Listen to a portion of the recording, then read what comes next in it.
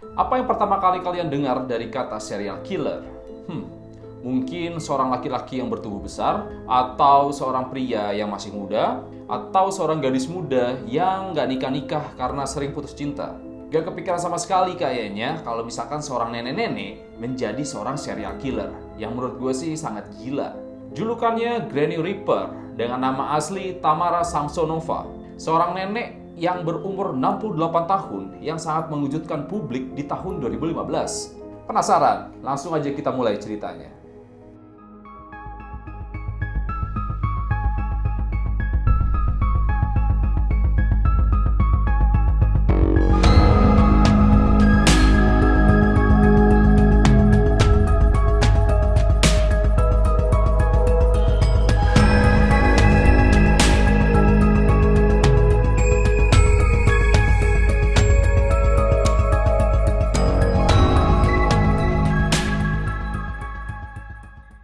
Seperti biasa, kita bahas latar belakangnya si Tamara Samsonova dulu ya.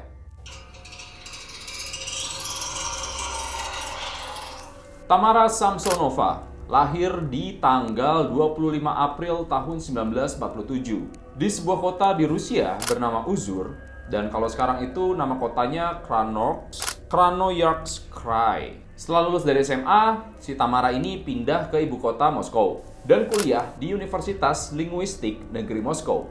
Setelah dia lulus, dia pindah ke kota Saint Petersburg, dan di sana dia bertemu dengan calon suaminya bernama Alexei Samsonova. Mereka ini lalu menikah di tahun 1971. Beberapa waktu setelah mereka menikah, Tamara ini sempat bekerja sebagai agen perjalanan. Lalu dia pindah dan bekerja di sebuah hotel bernama Grand Hotel Europe. Tamara di sana bekerja selama 16 tahun. Lama juga ya, 16 tahun. Tamara dan suaminya ini menikah selama hampir 30 tahun. Sebelum akhirnya suaminya Tamara ini menghilang secara misterius di tahun 2000. Menurut kesaksian si Tamara, kemungkinan besar kalau si Alexei ini, suaminya, kawin lari dengan wanita lain. Tapi Tamara pun ketika ditanyakan tidak bisa mempertegas pernyataannya itu. Sebenarnya kepolisian ini curiga ketika si Tamara ini melaporkan bahwa suaminya menghilang dari apartemennya. Soalnya pernyataannya si Tamara ini yang sangat pindah-pindah dan tidak bisa dipertegas gitu pernyataannya. Jadi polisi pun juga akhirnya tidak melanjutkan penyelidikan tentang hilangnya si Alexei. Setahun setelah suaminya ini menghilang, Tamara mulai menyewakan kamar yang ada di apartemennya itu untuk disewakan kepada orang-orang yang memang lagi butuhkan tempat tinggal. Jadi dia mau sewain ini biar patungannya itu lebih murah lah kasarnya, bayar sewanya, bayar apartemennya. Ada seorang laki-laki yang bernama Vladimir yang pertama kali tinggal di apartemennya Tamara ini setelah suaminya ini menghilang secara misterius. Tapi Vladimir ini cuma tinggal sebentar sama si Tamara. Setelah akhirnya dia pindah dengan secara tiba-tiba dari apartemennya itu. 2 tahun berikutnya di tahun 2003, masuk lagi nih ada seseorang yang menyewa di kamarnya itu bernama Sergei Potanin. Hubungan mereka awalnya baik-baik saja, tapi setelah sering berjalannya waktu, hubungan mereka semakin berantakan. Jadi kayak sering ribut gitu. Tetangga apartemennya si Tamara ini mengaku kalau mereka sering mendengar suara orang teriak-teriak dan juga saling memaki di depan koridor apartemen. Dan menurut kesaksian tetangga, si Tamara ini salah satu orang yang cukup ketat dan sangat kaku. Dia juga terlalu sensitif orangnya, jadi banyak orang yang gak terlalu akrab sama dia. Dan sering berjalannya waktu, banyak orang yang silih berganti tinggal di dalam apartemennya Tamara. Kebanyakan sih seorang pria yang umurnya itu lebih muda dari si Tamara. Dan sampai di tahun 2015, kejadian yang sangat menghebohkan dunia terjadi. Pada bulan Maret tahun 2015, apartemennya Tamara ini lagi direnovasi. Jadi dia mau pindah dulu sementara selagi apartemennya ini direnovasi. Ada seorang temannya Tamara ini yang menawarkan untuk tinggal dulu sementara di salah satu apartemen temannya bernama Valentina Nikolaevna Ulanova. Seorang nenek tua juga yang berumur 79 tahun. Nah, temannya ini nawarin untuk tinggal di sana karena dulu kan Tamara ini pernah kerja di hotel. Jadi kayak sekalian ngebantu-bantu, ngejaga dan ngerawatin apartemennya si Ulanova ini. Ulanova pun setuju, karena ya hitung-hitung ada yang bantu beres-beres rumah lah. Tamara tinggal beberapa bulan di sana, dan lama-kelamaan Tamara ini nyaman tinggal di apartemennya Ulanova. Dan setelah apartemennya si Tamara ini udah selesai direnov, Tamara ini nggak mau pindah dari apartemennya si Ulanova. Dan seiring berjalannya waktu, seperti biasa, hubungan antara Tamara dan Ulanova jadi memburuk. Sampai di titik dimana si Ulanova ini udah nggak mau tinggal lagi bareng sama si Tamara. Tapi tetap aja, si Tamara ini nggak mau pindah dari apartemennya. Dan pada tanggal 23 Juli tahun 2015, karena kesal dengan sikapnya si Ulanova yang terus-menerus mengusir si Tamara, akhirnya Tamara ini pergi ke apotik untuk membeli obat bernama Panazepam. Jadi ini obat buat salah satu orang yang punya gangguan mental gitu guys. Jadi kayak semacam obat penenang lah. Dalam perjalanan pulang setelah membeli obat dari apotik, si Tamara ini mampir dulu ke sebuah toko untuk membeli salad. Olivier Salad namanya. Makanan kesukaan si Ulanova. Jadi Olivier Salad ini merupakan salah satu makanan tradisional dari Rusia gitu guys. Pas sampai di apartemen, obat tadi lalu dicampurin ke dalam saladnya itu.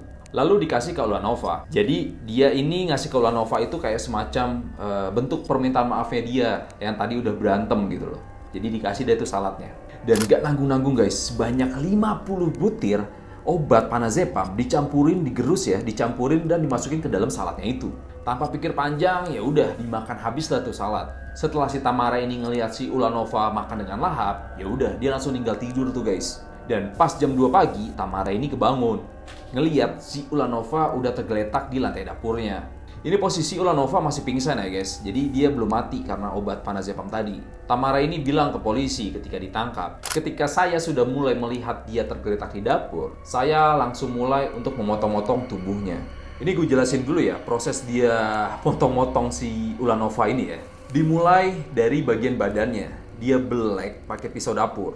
Lalu badan tersebut digergaji menjadi 2 bagian. Ini dilakuin, ingat ya, si Ulanova ini masih bernafas guys, belum mati. Lanjut ke bagian kepala, dia langsung mutusin pakai gergaji tangan. Lalu setelah diputusin, kepalanya itu dimasukkan ke dalam panci, lalu direbus.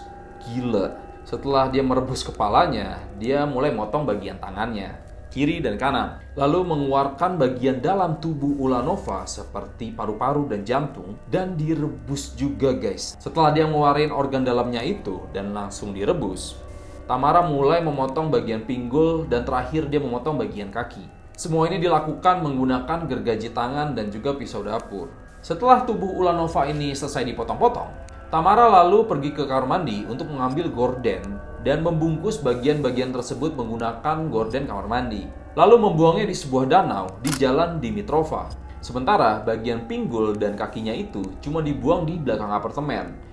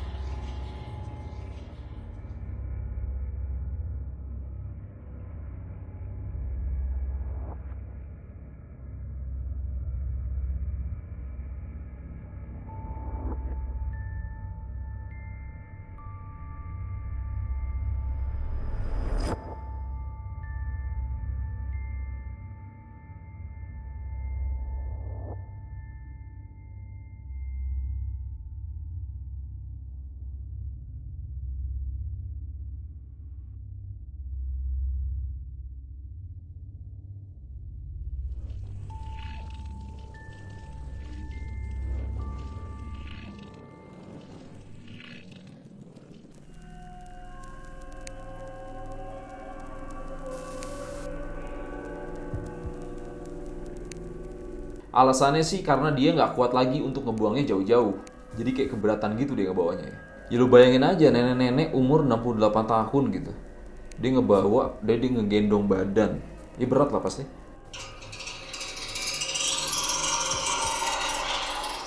Butuh waktu beberapa hari sampai akhirnya kasus ini ketahuan. Pagi hari di tanggal 27 Juli, ada sepasang muda-mudi lagi lari pagi sambil bawa anjingnya gitu guys. Dan ketika ngelewatin kolam di jalan Dimitrova itu, anjingnya mulai bertingkah aneh. Kayak ngendus-ngendus sesuatu gitu. Dan ketika dicek, ya bener aja. Dia menarik sebuah gorden dan di dalam gorden tersebut ada bagian tubuhnya si Ulanova. Pasangan muda-mudi itu langsung lapor ke polisi. Dan pada saat itu masih belum ketahuan tuh guys kalau misalkan si badan itu, anggota tubuh itu adalah milik si Ulanova.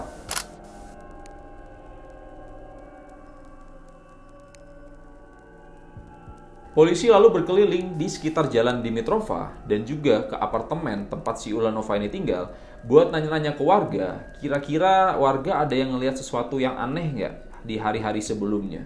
Banyak warga apartemen yang curiga nih, soalnya si Ulanova ini nggak pernah kelihatan lagi. Biasanya beberapa kali suka kelihatan lah sama tetangga sekitar, suka menyapa atau pergi keluar gitu si Ulanova. Dan juga ternyata ada seorang warga yang ngelihat si Tamara ini pergi buang sampah berkali-kali di tengah malam.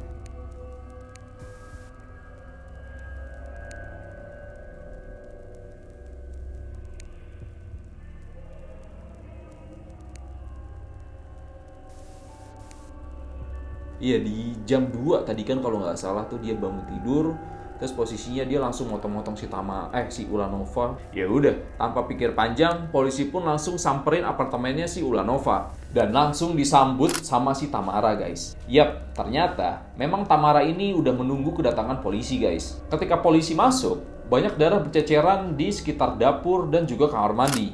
Tamara bilang kalau dia harus melakukan semuanya di dapur karena si Ulanova ini sangat gendut dan dia nggak kuat untuk menyeretnya ke dalam kamar mandi.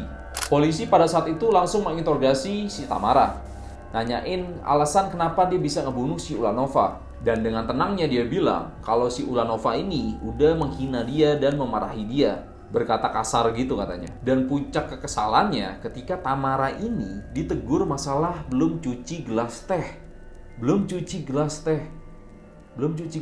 dibunuh. Tamara menunjukkan ke polisi bagaimana cara dia memotong bagian tubuh si Ulanova. Dan juga menunjukkan ke pihak polisi bagaimana cara dia untuk merebus kepalanya si Ulanova. Kepala direbus hasilnya kayak gimana ya? Gila, gue gak ngebayangin sih. Jadi alasan dia untuk merebus kepalanya itu agar identitasnya gak ketahuan. Jadi mukanya hancur dan gak ada identitas atau sidik jari yang bisa diidentifikasi oleh pihak kepolisian. Setelah merebus bagian kepala dan tangannya itu, dia lalu membuang bagian yang hancur tersebut ke tempat sejauh yang dia bisa. Jadi biar polisi ini makin susah buat tangkapnya. Dan setelah ditangkap, ya udah akhirnya Tamara ini langsung dibawa ke pihak kepolisian untuk proses lebih lanjut. Oke, kalau di sini kalian berpikir kasus ini udah selesai, jangan salah guys. Setelah pihak polisi menggeledah kamarnya si Ulanova, kasus Tamara Samsonova ini sebagai granny killer malah makin panjang dan belum selesai sampai sekarang.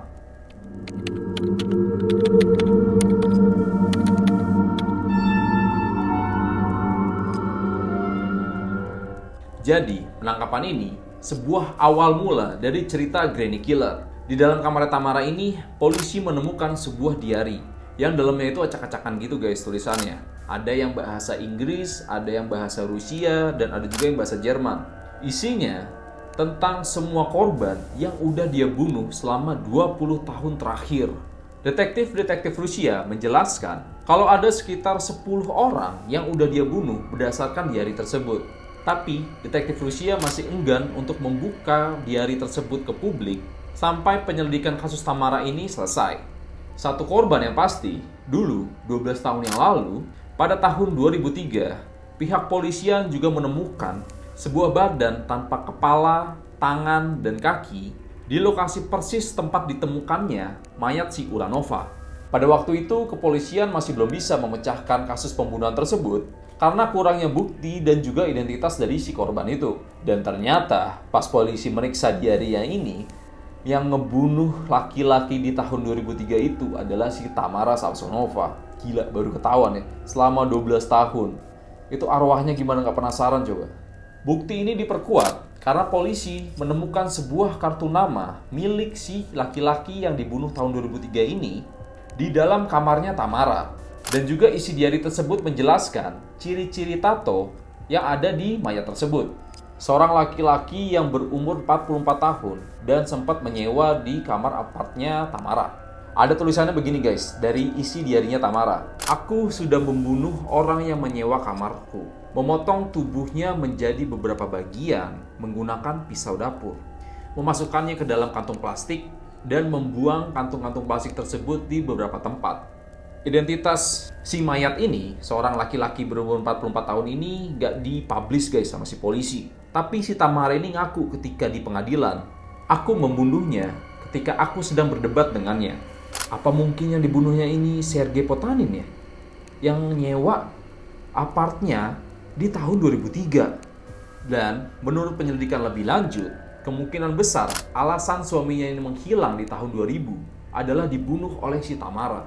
Dan sampai sekarang detektif Rusia itu masih melakukan penyelidikan tentang hilangnya si Alexei Samsonova. Oke, mungkin seperti yang udah kalian tebak ya, Tamara Samsonova ini punya gangguan jiwa. Sampai bisa-bisanya ngebunuh orang dengan sadis kayak gitu. Dalam persidangan, Tamara ini mengaku kalau dia terus-menerus dihantui oleh seorang maniak gila yang tinggal di atas apartemennya. Maniak gila ini terus memaksa dia untuk membunuh orang lain. Saat dia pindah ke apartemennya si Ulanova, dia mengaku kalau dia udah gak terlalu kepikiran untuk ngebunuh orang lain. Makanya dia gak mau pindah dari apartemennya si Ulanova. Dan gue baru tahu guys, ternyata cerita tentang renovasi ke apartemennya Tamara ini cuma bohong belaka. Jadi dia cuma ngarang supaya dia bisa pindah dari apartemennya itu. Oke, jadi itu teori kegilaan Tamara yang pertama ya. Dia mempunyai gangguan jiwa. Ini ada teori yang kedua guys. Tamara ini mungkin mengikuti aliran-aliran ilmu hitam. Teori ini muncul di saat polisi memeriksa lebih lanjut apartemennya si Tamara Samsonova, dan di sana ditemukan banyak buku-buku tentang ilmu-ilmu hitam dan sihir untuk memanggil iblis dan juga setan. Teori ini pun juga diperkuat dengan isi dari diaria Tamara yang menyebutkan tentang ritual-ritual dan gambar-gambar untuk memanggil iblis dan setan. Teori ini meyakinkan kepolisian kalau korban-korban yang udah dia bunuh selama 20 tahun terakhir mungkin dipakai buat ritual pemujaan atau pemanggilan setan. Yang mana teori ilmu hitam ini mengarah ke teori yang ketiga, yaitu Tamara mungkin juga mempunyai nafsu untuk melakukan kanibalisme. Mungkin gak semua korbannya ya, tapi ada beberapa korbannya yang mungkin dimakan. Dimakannya ini gak semua, jadi kayak bagian tubuhnya itu ada yang dimakan sama dia. Jadi ada seorang psikiatis bilang yang bernama Fatima Kadueva kalau Tamara belajar aliran-aliran ilmu hitam ini karena dia tertarik dengan kanibalisme, terutama bagian paru-paru.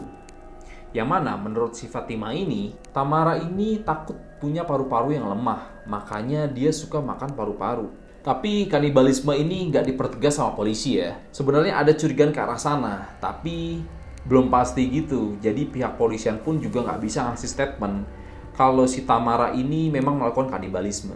Kalau menurut gue ya, logikanya dia ngapain coba capek-capek untuk ngerebus kepalanya si Ulanova. Nggak cuma kepala, tangannya juga. Toh kalau memang mau ngumpetin identitas, kan polisi bisa tahu dari DNA, dari rambut, kan bisa ketahuan. Dan juga buat apa dia black bagian badannya si Ulanova sampai ngeluarin paru-parunya. Kan tinggal potong-potong terus lo kubur biar lebih cepet, iya nggak sih? Dan pada akhirnya, berdasarkan diari dan pengakuan para saksi mata, korban pembunuhan Tamara Samsonova ini secara resmi sebanyak 11 orang. Tapi jika dihitung dan dicocokkan berdasarkan jumlah kasus yang belum terpecahkan di sekitar Saint Petersburg dengan metode pembunuhan yang sama, mungkin korbannya ini berjumlah sampai 21 orang. Metode pembunuhan yang sama ini maksudnya korbannya ini dibius sebelum dia akhirnya dipotong-potong menjadi beberapa bagian.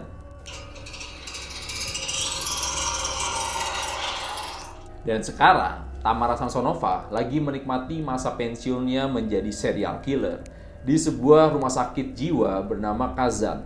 Jadi, kenapa dia nggak ditahan di penjara? Karena menurut pengadilan, dia memiliki gangguan kejiwaan. Dan gangguan kejiwaannya itu sangat berbahaya bagi orang lain dan juga dirinya kalau misalkan dia dimasukkan ke penjara. Dia pun juga bilang nih, dia percaya, dia yakin kalau dia berada di tempat yang tepat. Dia ngomong, "Aku tidak ada tempat lagi untuk tinggal. Aku seorang wanita yang sangat tua. Aku sudah berpikir sebanyak 77 kali untuk melakukan hal ini.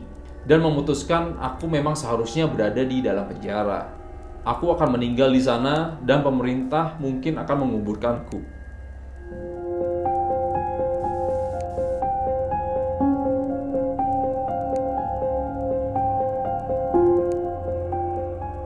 Oke guys, jadi itu dia akhir dari serial killer yang menurut gue sangat gila.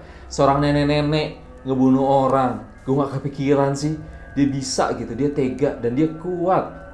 Oke, buat kalian yang punya cerita horor yang pengen gue bawain dan gue ceritain di channel YouTube gue, Donor, kalian bisa langsung aja ya ngirim cerita kalian ke email yang gue bakal masukin di deskripsi.